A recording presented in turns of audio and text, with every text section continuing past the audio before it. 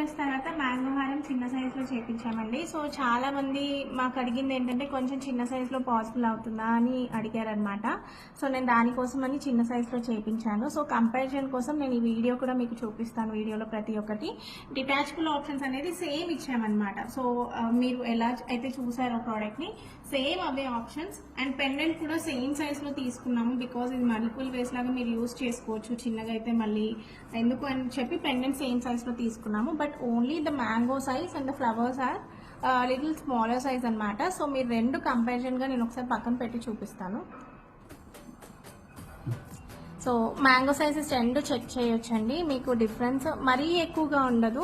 And wait wise వచ్చేసి మీకు పెద్దది అరౌండ్ 125 నుంచి 140 మధ్యలో ఎంతైనా రావచ్చు. అండ్ చిన్న సైజ్ వచ్చేసి మీకు 110 నుంచి 125 మధ్యలో ఎంతైనా రావచ్చు. సో వెయిట్స్ ఎప్పుడు మనకి పెద్ద ఐటమ్స్ కాబట్టి వేరీ అవుతూనే ఉంటాయి.